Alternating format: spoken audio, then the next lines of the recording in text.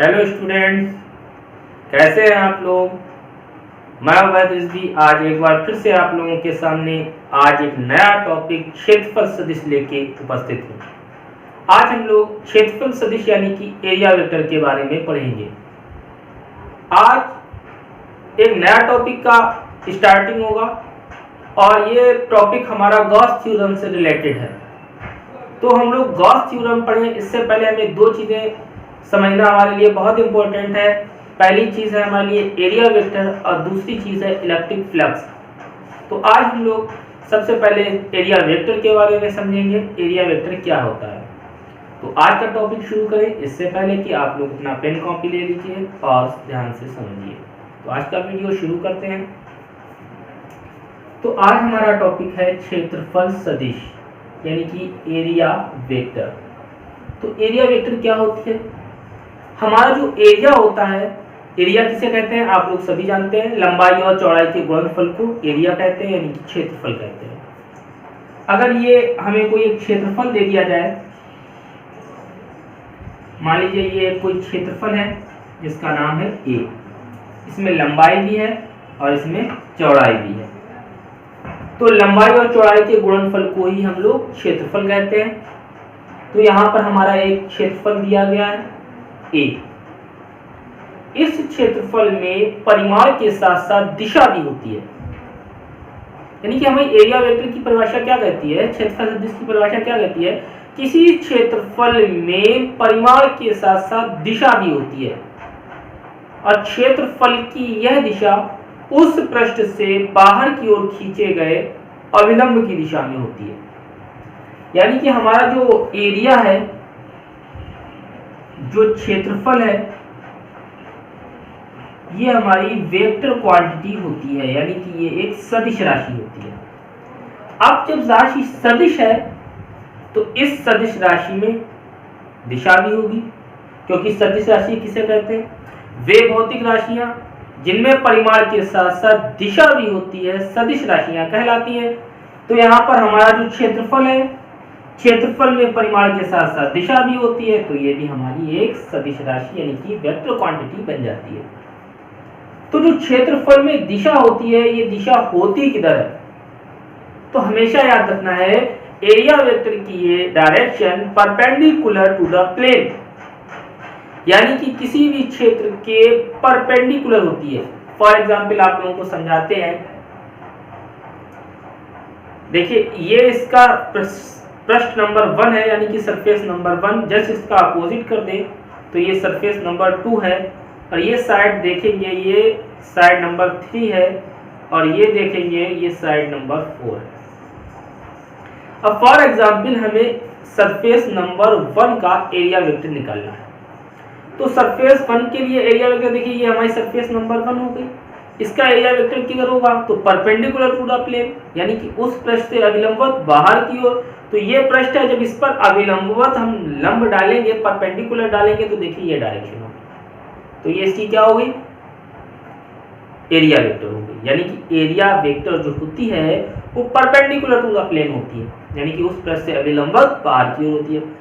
अब इसी तरीके से देखिए हमने इस पृष्ठ को ऐसा कर दिया, तो देखिए एरिया वेक्टर ये बाहर की ओर हो गया।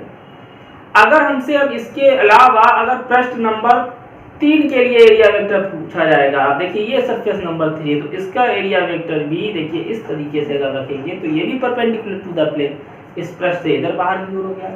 इस वाले के लिए पूछेंगे तो इधर बाहर हो गया।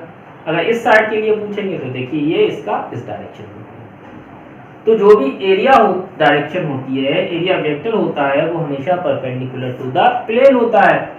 तो इस एरिया का जो हमारा एरिया वेक्टर होगा तो परपेंडिकुलर टू द प्लेन होगा। तो देखिए इसका एरिया वेक्टर इस तरीके से बाहर की ओर होगा। तो यही हमारा क्या होता है, यही हमारा क्षेत्रफल सदिश कहलाता है। तो इसकी सबसे पहले हम लोग परिभाषा देखेंगे, परिभाषा इसकी क्या होती है। परिभाषा इंपॉर्टेंट है, इसे समझेंगे। सबसे पहले हम इसकी परिभाषा लिखते हैं, किसी समतलीय क्षेत्रफल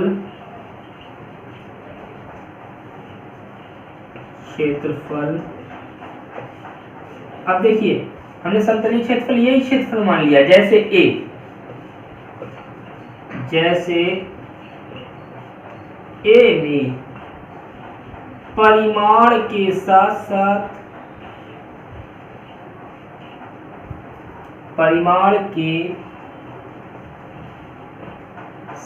साथ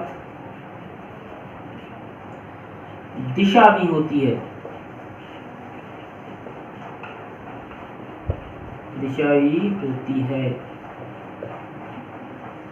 क्षेत्रफल की यह दिशा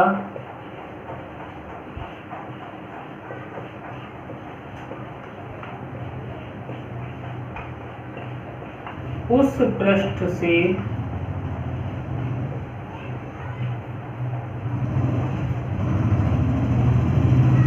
बाहर की ओर खींचे गए अभिलंब की दिशा में होती है।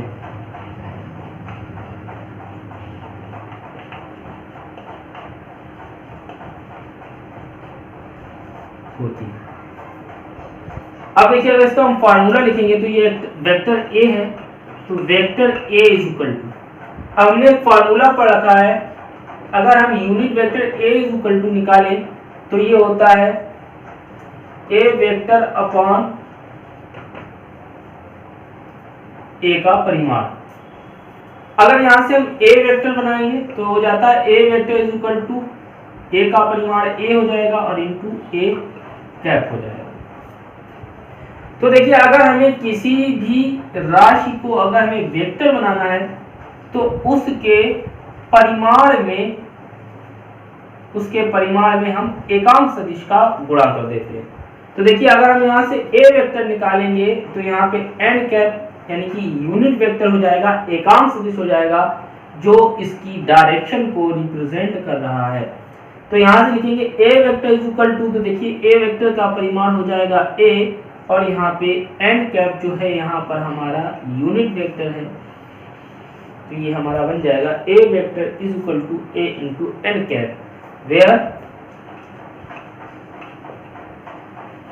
एन कैप जो हमारा है वो हमारा क्षेत्रफल ए कैप जो है हमारा एकांक सदिश है, एकांक सदिश है। तो आप लोगों को एरिया वेक्टर यानी कि क्षेत्रफल सदिश का कॉन्सेप्ट समझ में आ गया होगा।